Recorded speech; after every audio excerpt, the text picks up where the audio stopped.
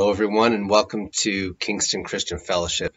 Thank you so much for joining us. We are so glad you've joined us today, and looking forward to getting into what we got for today. So, if you have your Bible, turn to Exodus, the book of Exodus.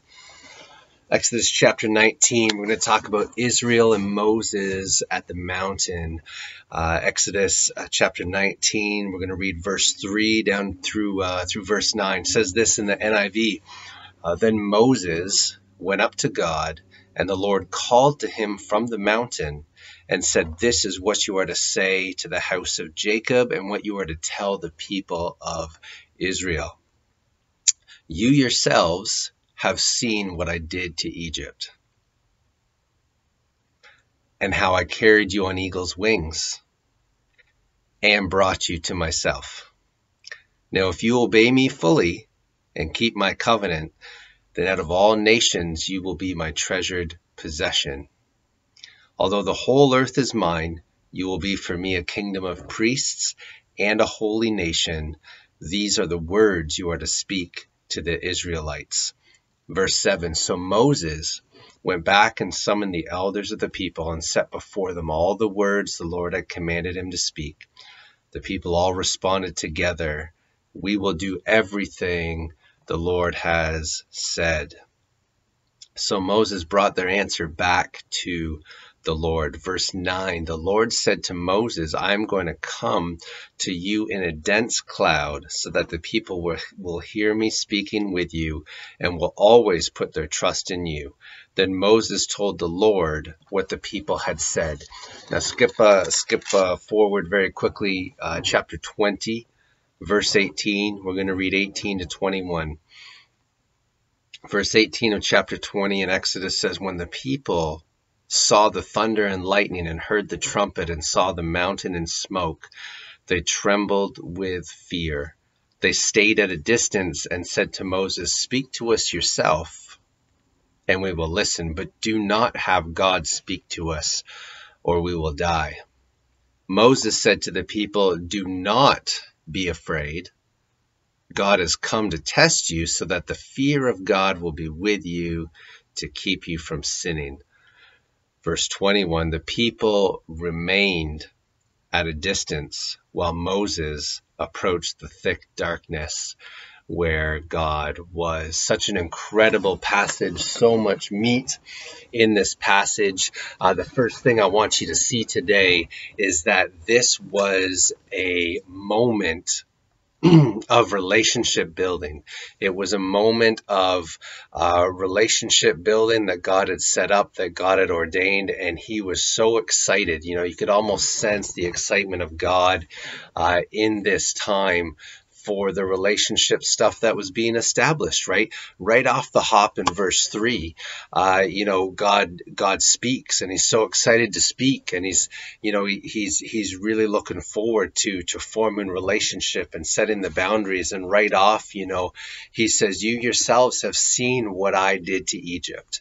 Right? So God's saying, look at the past. Look how I've already proved myself. Look at how I've acted and moved in your life. Look at the freedom I brought you, right? He said, "And how I carried you on eagle's wings," right? So there's this incredible picture of what God has already done, how he's already acted in our life, how he's already moved, and how he's bringing us to himself is the last part of chapter 19, verse 4, right? "And how I brought you to myself," God says. Right there, he's starting to speak relationship. He's speaking the language of relationship and intimacy and union and communion and all these sorts of incredible things, right? And the whole purpose of God acting in our life is always to bring us to himself. That there would be a closeness and a hunger to know God deeper, right? The incredible relationship that we have with him. We've been brought into union with no boundaries or barriers. And now God's saying, let's know each other. Let's have communion. Let's fellowship together. And so, again, you yourselves have seen what I did to Egypt and how I carried you on eagle's wings and brought you to myself. The purpose of God's actions is always to bring us to himself. We see the heart of God being expressed here and his desire for relationship. So he goes on and he says, this is what I've done, and this is why I've done it, to bring you to myself, and this is my vision for the future, right? He says this in verse 6 of chapter 19, you will be for me a kingdom of priests and a holy nation. So God presents his heart and vision for relationship, and the kingdom of priests. The idea is that the priest had access to the most holy place, that the priest was able to go into the Holy of Holies and had that intimate union, could meet with God, face to face like Moses did, and all this sort of stuff that was intimate. Now we know that Israel ended up having 12 tribes, and only one was the priesthood, right? But God's idea was that the whole nation, that all the people would be a kingdom of priests and have access to his presence. And that's God's heart from beginning to end, from Genesis to Revelation, about having intimate relationship with us and communion with us. And so back to the passage. In this passage, we see this back and forth. And if you keep reading in chapter 19 past verse 9, where we stop, but if you keep reading, you see the back and forth where God's declaring these incredible things. He wanted to speak first, and he says, a holy nation, a royal priesthood, bringing you to myself. And then Israel responds, we will do everything the Lord has said. And everything seems to be going great until they get to the mountain. That's why I read chapter 20. And this is what happens, right? Chapter 20, verse 18, when the people saw the thunder and the lightning and heard the trumpet and saw the mountain in smoke, they trembled with fear. Now, look, I understand that we are human beings. I understand that we experience fear sometimes. But when you experience fear in any realm, from any circumstance, situation, or topic, you have a decision to make. You can choose to move past fear and move ahead anyway, or you can let fear do what it does and cause you to shrink back and to draw back. And the very next 5 words actually in verse 18 tell us what Israel did, right? It says they trembled with fear, period. The next 5 words are they stayed at a distance. Look, the Bible says the reason that the Israelites stayed at a distance was because of fear, and everything was going great until this moment where they stopped their forward progress to the presence of God. They were scared of God's presence. They were scared of intimacy, right? They were scared to draw closer. And yet they had an example of somebody that was living in it right in front of them, right? Moses was this example. They'd watched him go up the mountain into the smoke, the thunder, the lightning, that they watched him participate and draw closer. And, they watched him come back and saw that he was okay. And yet they still resisted, even with this example and this encouragement. Chapter 20, verse 19, 20, right? Moses encourages them and says, don't be afraid. Don't be scared, right? And then he goes back into the darkness. And yet, verse 21 says, Israel remained at a distance. They didn't even follow their leader, they didn't even respond to his encouragement, his instruction, saying it's okay. And again, not just instruction out of his mouth, but physically watched his example of going in and out of this cloud and the smoke and et cetera, et cetera. So, verse 21, again, the people remained at a distance while Moses approached the thick darkness where God was. And, I just want to take a second and I want to honor Moses. I want to recognize what Moses did. Right? He responded to God no matter what manifestations were going on, no matter what fear there was. He responded to God, and it says he approached the thick darkness where God was. He had the courage to move past fear. He had the courage to take the step forward. He had the courage to obey the word of God that said, I want intimacy. He had the courage to draw close to God. and enjoy that intimate relationship with him. Look, Israel chose distance when God was calling for intimacy. Israel chose distance when God was calling for intimacy. Look, there could be many reasons why Israel was scared. I can think of quite a few, but I'm only going to list one, and one that's really evident from the story we looked at, and it's this, that Israel was scared of the acts of God, of the manifestations of God, right? The passage says that Israel was scared of the thunder, the lightning, the trumpet, the smoke. That is what they were scared of. They were scared of the manifestations of God. And, to be totally honest, how much of the church today is scared of being vulnerable with God? What's God going to do? I'm going to lose control. How is he going to manifest himself? Am I going to laugh? Am I going to cry? Am I going to get excited? Maybe I'll jump up. Maybe I'll raise my hands up. I don't know. But the reality is that there are many in the church that are scared of these sorts of things, of losing control to God when God moves in our life, right? When God acts, it is always bigger than ourselves, because he is God, right? Israel found themselves in a place in which they couldn't control the manifestations of God, and it scared them, right? And there will always be a sense of a lack of control simply because he is in charge and we are not, right? There's an important element of surrender and trust for God to work in your life. A very important element. I on the church sign outside, I put quotes and sayings out there, and I've put out there many times this quote that says, God heals broken hearts, but he needs all the pieces. And it's so important to relinquish that control and let God be God.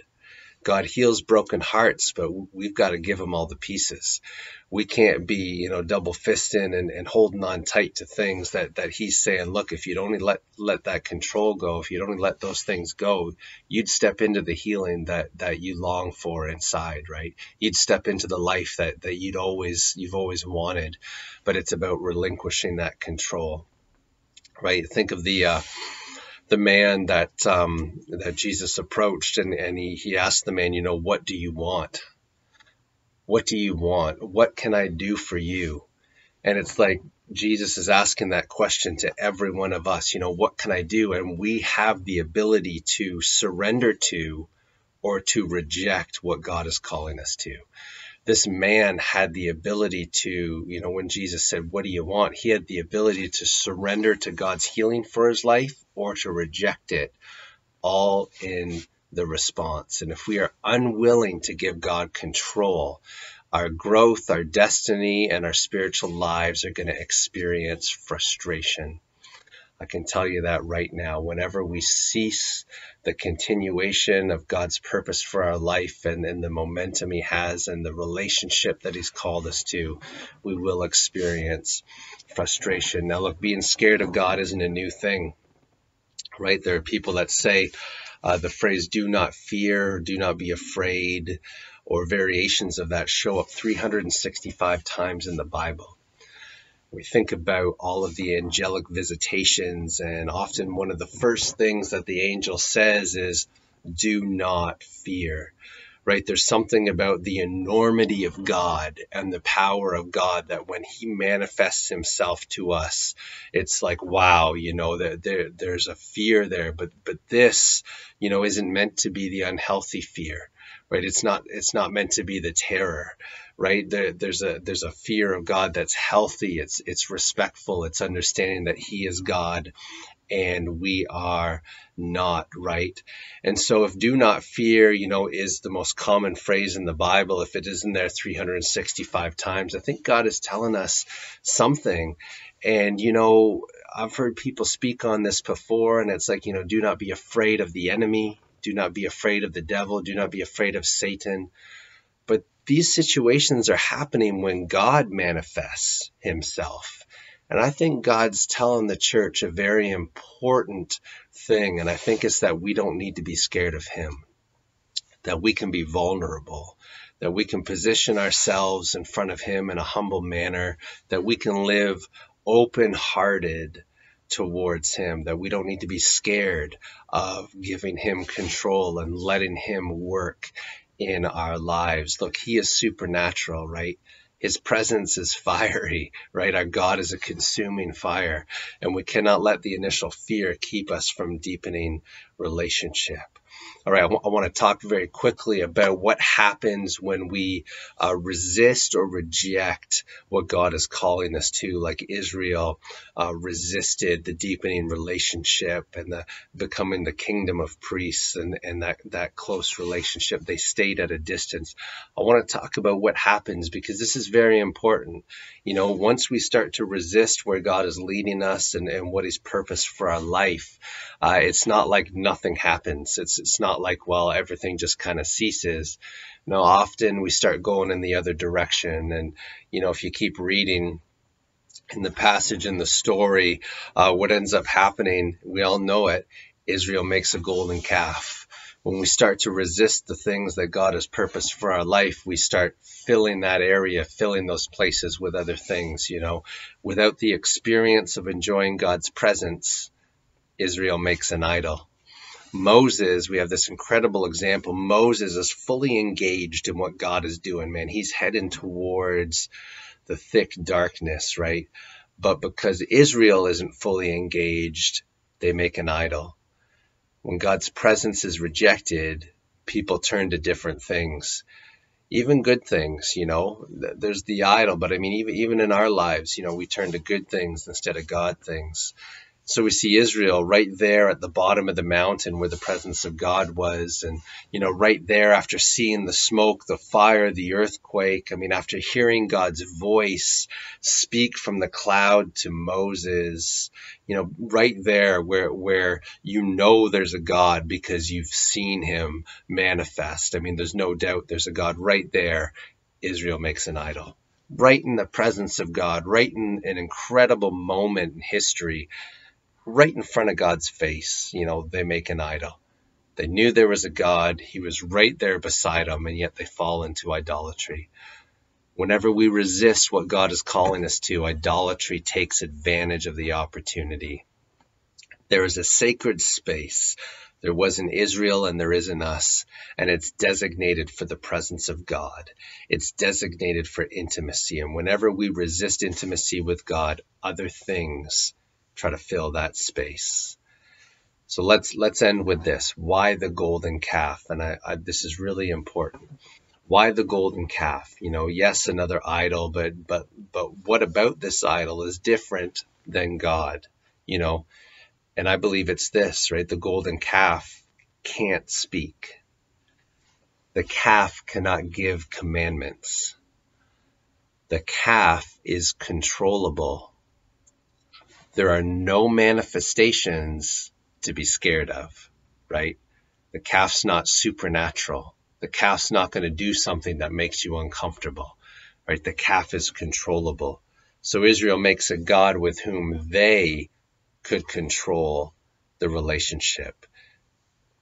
What is really being shown is this culture of autonomy, right? Autonomy, it's a culture that's going on right now in the world and really strong right now. And here's a quick definition of autonomy. It's the right or condition of self-government. You choosing what's right for you.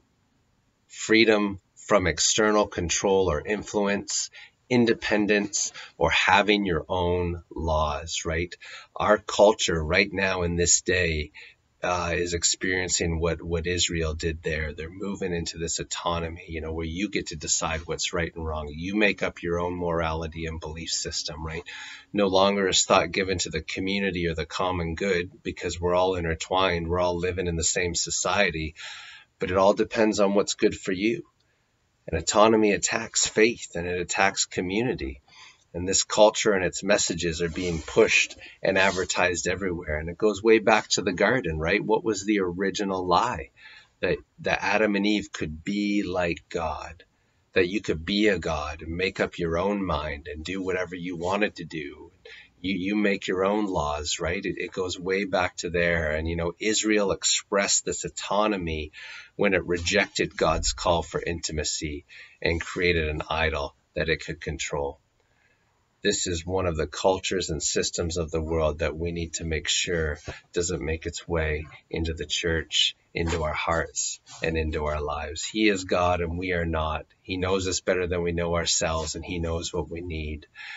He is so good and so kind. Look, we love you. We bless you. We're supporting you. We're praying for God's best in your life. And again, we're so glad that you joined us today. God bless you until we meet again.